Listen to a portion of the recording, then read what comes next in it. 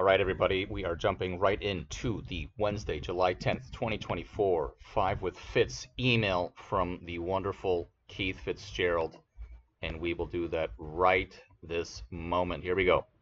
So, good morning. Title of email is, "This may be your last time to get off the sidelines." The S&P 500 turned in yet another record close yesterday, this time at 5,376.98. Incredibly, there is still a lot of upside. Media outlets are reporting that traders are waiting on this week's CPI data, but that's not quite right. What they're really doing is the same thing. I encourage you to constantly getting ahead of it. Missing opportunity is always the more expensive than trying to avoid risks you can't control. Here's my playbook. Number one, lower rates are a lock almost. Fed Chair JPow Powell spoke on the Hill yesterday, noting that holding rates too high for too long could unduly weaken economic activity and employment. You think? This may be your last chance to get off the sidelines. The markets are already betting on a rate reduction, but a low CPI reading this Thursday would make that a lock, meaning a foregone conclusion.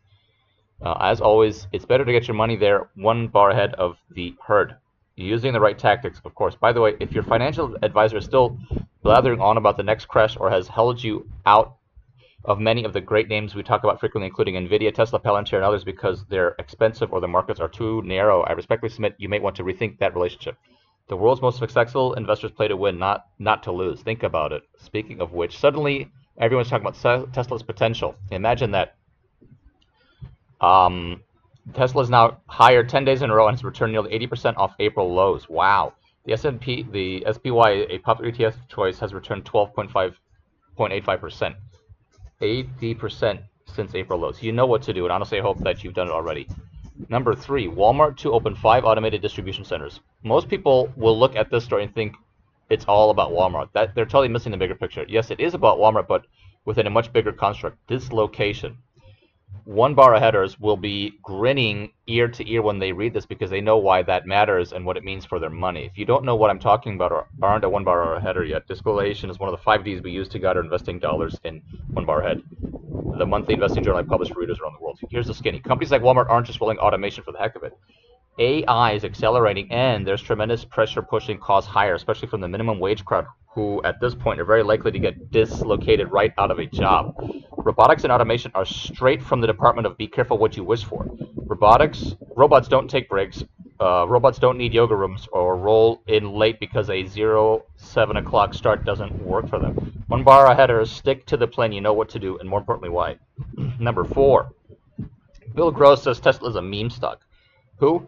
All joshing aside, Gross was a legend when I came into the business and known as the bond king for his influence in U.S. bond markets. Now he's all but an unknown. I feel for the guy. This is a very tough business.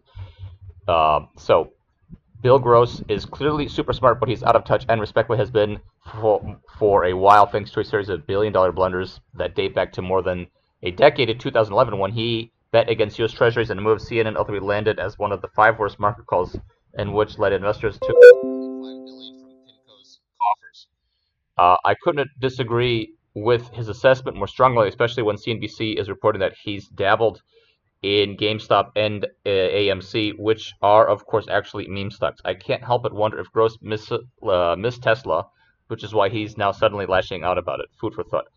Number 5, Lilly or Novo. Lilly is the better player if you're in the weight loss investing thing, according to new analysts published in JAMA International Medicine and as reported by Reuters. I don't own Lilly because I prefer a triad of other stocks chasing oncology, which has a much larger potential payday, but my hat is off to those who do. Well done, everyone. Bottom line, everything starts with a single decision: to make today better than yesterday. What are you waiting for? As always, let's make it a great day. You got this. So in summary from the email, Wednesday, July 10th, number 1, the rates. Yes, this is a common theme from the emails. The Fed is out of touch, but this means that the market will be assuming on Thursday the CPI reading is a lock, meaning conclusion, then the markets will be off to the races. Tesla, I thought, was nearly 40% off its lows. It's nearly 80% off its lows as of April, which is ridiculous. Number 3, Walmart, dislocation. Yes, this is a common theme, one of the 5 themes that he talks about, Keith Fitzgerald. Number 4, Bill Gross. Well said that the guy is really needs to be put out to pasture, if not already. And number 5, this is something, one of the few investment themes that I don't agree with Keith Fitzgerald too much. I mean, yes, I'm not aware of the three stocks he's talking about that are privy to the one bar headers, at least not yet. But yeah, with Novo Nordisk or Eli Lilly, um, yeah, just the post Corona investment into these stocks, they've been underperforming, and unless they really do hit it out of the park or have wonderful quarters, I just rather over invest in the Teslas and the the best of the best stocks. These pharmaceutical stocks just seem still like a roulette table. If the defense is dividends, then yeah, I guess you want to talk about value versus growth. But yeah, this industry is one of the two industries that I really just don't doesn't resonate with me too much unless it's Novo Nordisk or a huge market player.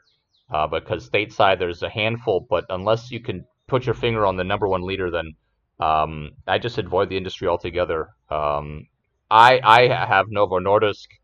Uh, I just have Novo Nordisk as my only really industry investment into the industry regarding healthcare or pharmaceuticals, etc. The rest is mostly tech centric. Okay, that's the roundup for today's Five with Fitz review. Wonderful as always to get our inbox from Keith Fitzgerald, July 10th, 2024. Looking forward to providing another update soon with more wonderful Five with Fitz emails coming from the one and only Keith Fitzgerald.